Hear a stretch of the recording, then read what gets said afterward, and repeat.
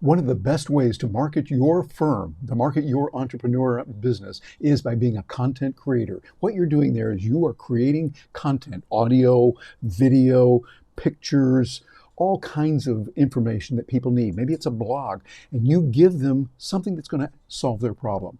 It gives a solution using each unique medium and the benefits that it has. We've talked about that before in earlier videos, and in this, the second of a series about how you can become a better content creator with the right tools, the right principles, the right policies and practices. You're going to be able to do well. I'm Terry Brock, and I've been doing this for a long time, actually since I was in second grade. It was a long time. But then undergrad degree was radio, TV, and newspaper. I worked in newspapers.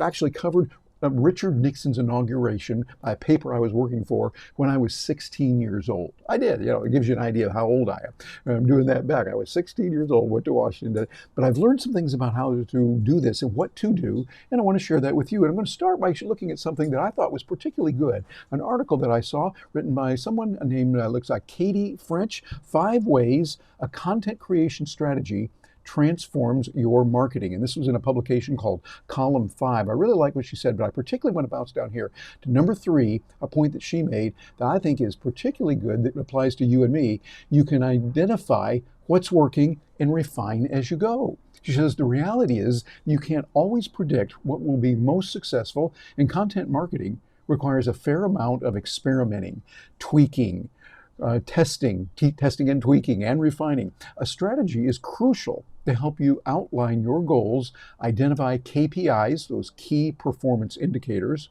and to track related metrics to help you gain insight and whether or not your efforts are really working. If they're not, you can correct course without sinking a ton of time or resources, that's money, into ineffective content campaigns. Remember too, that a good content strategy provides a basic framework as well as the flexibility to tweak things as you go. And here's a tip. If you want to, they can give you some information there on the metrics of how to do that. But I think what they're covering here and what she says makes all the sense in the world. When you're doing content creation, it's a great way to do market research. People in research have done a lot of testing through the years, and we still need to do that.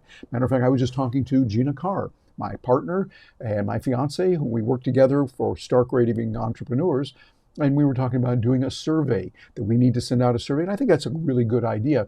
But I also reminded her of some of the studies we've seen where people will be in a group and they say, okay, do you want the yellow widget or do you want the blue widget? And people say, oh yeah, we want the yellow widget. That's the one we want. And they check that off on their thing. People can come back, marketers, and go, see, the survey says they want the yellow widget.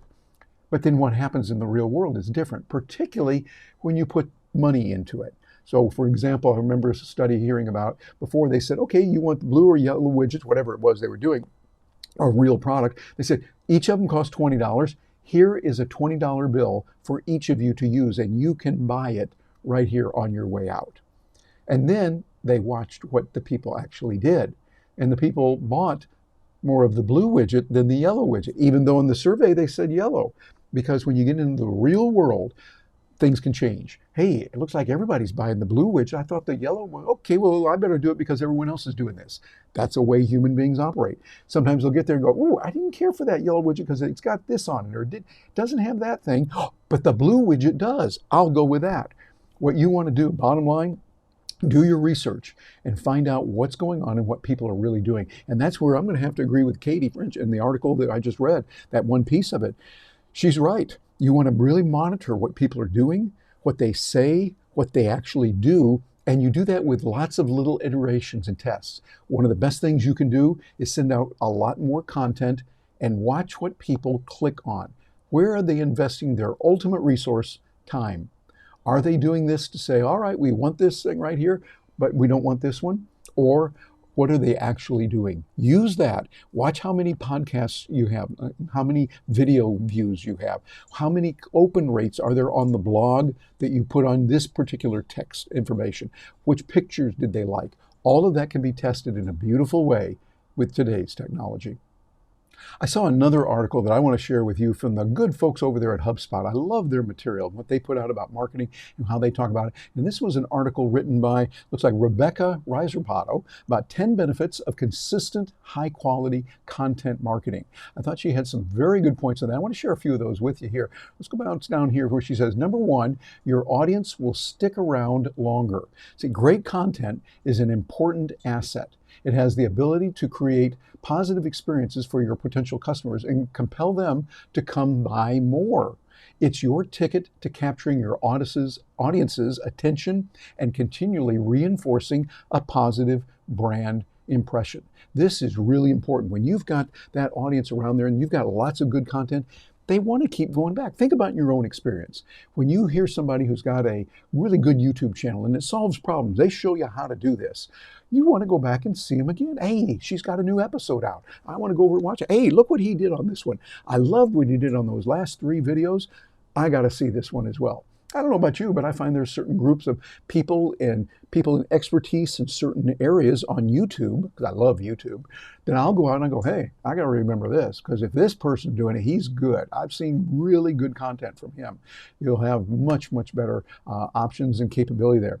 And I think they make another point here that is really good, that talks about the kind of possibilities of what you can do and how these happen when you're a content creator. They say you'll have better traction on social media. So it's one thing to increase your social media followers across channels, but it's quite another to create trendy content. If you're one of those businesses that doesn't use much traction despite having a huge following, it's time to use content marketing to your advantage. I think that's a good thing. Quality content can help your business gain traction on social media. And I think that's the key. You want to get that quality content. Well, how do you come up with those ideas? That's what I want to talk with you about here, particularly on this episode. Some ideas, and I'd love to hear from you. Please leave a comment below and let me know, is this something you do, or are you using some other way to come up with content? Well, let me give you a little tip here that's helped me a lot. Before you even start getting ideas, you say, okay, I'm going to get all these great ideas. You're going to have them. Where are you going to put them? You got to have some way to organize it. So I encourage you to get an idea content bucket. It's a bucket where you're going to put all the content. You see something, oh, that's a good article. Copy it, put it in there. Or you see something over here and you go, hey, great little graphic. Screenshot of that, pop it in there. Or here's something I heard on a podcast where they were talking about this and he said this and she said that. Really good stuff. Okay, good. Put that in there. Here's what I use. I use a Google Doc. So I have a Google Doc, nothing real fancy, it just says content ideas. And when I get something, I go, oh, that's pretty good. Plop it in there. There's a good term, plop. You do. Are you plopping today? Be sure and plop. That would be a good bumper sticker. Are you plopping today? You want to put it in there, put in the information where you can get it. Because here's what's going to happen. I don't know about you, but sometimes I'm sitting down, it's time to do the content, to create my post and put it together. And I stare at a white screen and go, what? I don't know. Well, fortunately today, there's a lot of ways we can break past that. AI being one of them, using ChatGPT, using Perplexity, Claude 3, finding many other tools you can just kind of do a brain dump. I'm looking for an article on this, with that, and then with this. I like what Jake Thomas has done with his creator hooks. He puts in lots of ideas, and he's got a tool right now I'm paying for. I'm a customer of his, and he's not sponsoring this. But if you want to, Jake, we can work something out here for you. But we can put all this together. I just say, I'm thinking about an article on da-da-da-da-da. I want to do it for this target market, etc. Just plop it in there. There's that word again. Plop it in there. And then it'll come out with about 10, 20 different titles that could be useful. And I'll look at those and go, okay, well, not that. Oh, this sounds really good. So I grab that one and test it. I'll put it into TubeBuddy. There's a keyword explorer that they have. That's literally what it's called, keyword explorer. I put that in there and it gives me some ideas on which way to go, how strong it would be, and how I could enhance it a little bit, make it even better. That has worked well for me. I know the rhythms and the algorithms are changing regularly, and what worked before is not necessarily going to work now or into the future, but I'm finding that can work really well. So get that bucket where you can put it. Some people will use evergreen notes. They might use some other tool, whatever it is, have a way for you to hold those ideas. Another way that you really want to do it, that I find the best content creators are using regularly, consume a lot of good information, read a lot of books. That's something that not a lot of people are doing today. That gives you an advantage. When you can go back and read books, I particularly like reading good books that were written by people who are no longer with us. They were written maybe 100 years ago, maybe 50 years ago, maybe 10 years ago. But they're books that are a little bit older because not everybody's reading those right now. You can get a good idea and then you twist that around to put it into what you're doing. We talk about AI a lot. In the work that we do helping clients, we're working with them to use AI, the right tools for their particular situation, for marketing, for generating content ideas, for writing copy, and then getting that as the first step. You don't just copy and paste. Don't do that. As I like to say, you want to you-ize it. You want to make it you with your ideas, your feelings, put that in there. But read books, listen to podcasts, read lots of good articles, constantly be feeding your mind with new ideas that are relevant to your market. You want that to be relevant so people will look at what you're writing and go, hey, this is pretty good. Every time she puts something out, it helps me. I mean, I think of articles that I read in the Wall Street Journal. Peggy Noonan has really good articles. I like what she has to say. When I see what they're doing, Andy Kessler, I like what he does there in the Wall Street Journal. Dan Henninger, I see what these people are doing, really good, and many others as well. But I like what they're doing, and it's like they are writing articles for me that help me solve problems. That's what you want to do for your audience. Find ways that you can solve their problems and have that bucket place where you can put it. Of course, one of the best places is what I like to call the University of YouTube. Go over to YouTube. It's not a real university, of course. In case there's any lawyers out there, no. It's the University of YouTube. I mean that euphemistically, that's a place to get a lot of good ideas. Going over to podcasts.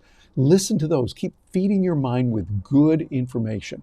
Make sure that you're learning from a variety of sources. And also on website, do some searches through ChatGPT, through Perplexity, and through Claude. With Perplexity Pro, you get access to Claude, which is, as I'm recording this, called by many to be the #1 large language model right now in the world.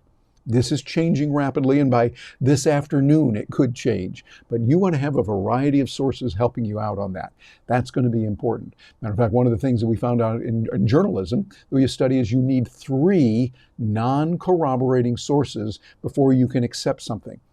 For instance, if you get one person said, well, it's this way, and this is what's working with Ookie Boogies, and you go, okay, well, you'd be wrong to say, this one person said, this is what's happening with Ookie Boogies, therefore it must be true. Not necessarily. You get 2, okay, we call that a coincidence. You get 3, we call it a trend. Now, we're doing that euphemistically because still 3 people could be wrong, but getting 3 solid pieces of information, you can find a lot. So I'm looking at ChatGPT, Perplexity, Claude. Those are kind of 3 basics. Now, there are many others that we'll use, but you want to find out what they say. And here's a little bonus tip. When you're writing something, go out there and say, here's a hot issue in the press. And on an election year, that's really important. Here's the issue. And people who are for that issue believe A, B, C, and D. Good. Now you got that part down. Got it. But then I want you to go right back and say, tell me what the opposing view is. The opposing views of 4, 5, 6, and 7. What are they saying? Now you've got a little bit more information to come at it from both sides. You know more what's going on. Charlie Munger, I thought, said it so well. Bless his soul, he was not with us any longer, but he gave us a lot of good information when he was here. But he said, you're not qualified to talk about or argue your point of view until you can thoroughly argue the other person's point of view from the opposite point of view as well. You want to understand both sides. So as a content creator, use ChatGPT for that. Use the GPTs that are out there. Web Pilot is a particularly good GPT that you tap into that. We talk about this in our Stark Raving Entrepreneurs program. With Perplexity, you can go in and do a specific search on, say, only on Reddit. So you're getting opinions of others. Get a lot of information that way. Then change your focus to only YouTube. And you can get in there and find out what people are saying on YouTube. Go into scholarly journals that are peer-reviewed. That could be a tunnel that you go into with Perplexity, and it really gives you a lot of good information. Or you can also select the entire internet. And it's one of the real gems of using Perplexity. I'd recommend looking into them. We've got some other videos out here about Perplexity you'll want to take a look at and see what's available. There are, of course, many other ways you can get information. I highly recommend also going to in-person events, conferences, seminars, workshops, events that are in your industry where people hang out. because this is where you learn a lot. When you hear a person talk, and maybe you know them, or maybe you don't know them, when they finish, come off the stage, you walk up and say, hey, I really like what you said about da da da da da. Be specific. Don't just say, I liked your speech, it was really good. Everybody says that. You want something that's real specific, that's going to help them to realize they like it. And then, hey, man, may I buy you a bottle of water? We can talk about this a little bit more. Can I buy you lunch today? I want to talk with you about that. Then you're starting to learn from people. Get to know your peers. Get to know the people who can help you and learn from them as you're experiencing and learning more, so you can turn that into viable, relevant content. Another thing I'd recommend when you're doing your content creation is iterate a lot. Put out a lot of content in many different ways so you can test what people want. You can go back to the first video in this series. We talked about not just saying this is what people want, or because they said it in a survey, it must be true. People often can say something in a survey that is quite different than what they do in the real world. You want to iterate and test a lot. That means for you and me as content creators, put out a lot of content. Put out several videos, maybe some YouTube shorts. Real quick, real easy to do. Put out some shorter videos that might be 1, 2, 3, 4, 5 minutes on YouTube that you can do real quickly, a special kind of video for your channel, and get feedback on that. Find out what people are doing. On a podcasting side, my podcaster buddies and friends out there, this is what we can do. I like to do that. Sometimes put out something that's a podcast-only version, because podcasting has its unique benefits over video, in that, hey, you can listen to a podcast when you're driving. Do not watch a YouTube video while you're driving. You shouldn't be doing that. You keep your eyes on the road. Listen, yes, but watch out for that. But podcasting, hey, great. Keep your eyes on the road, hands on the wheel, and listen. So use those kind of tools in different ways. And I think this will be a great way for you to continue to enhance and refine the quality of content that you're creating. Okay, and then finally, as we wrap up this chapter on our series of videos and our series of episodes on podcasting, on how you can become a better content creator, you want to then, once you got all this information, put down a rough outline. I like to use Google Docs, and I love using the talking dictation they have. They call it voice dictation, or voice note, yeah. And you can put that in there. I like to just put the clip on. Matter of fact, this very microphone that I'm using right here, those of you on video will see that. I clip it on there, and I sit back and I just start talking. The reason? You can talk faster than you can write.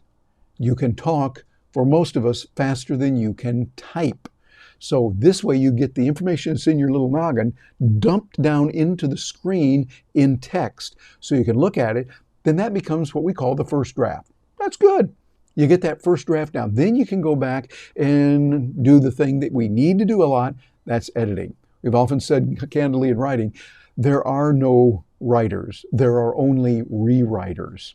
We rewrite, we put it in there, we try it differently. With ChatGPT, with Perplexity, something that's helped me a lot is I start with my just rough ideas, rough draft, throw it in there. Don't worry about editing anything, just dump it in there.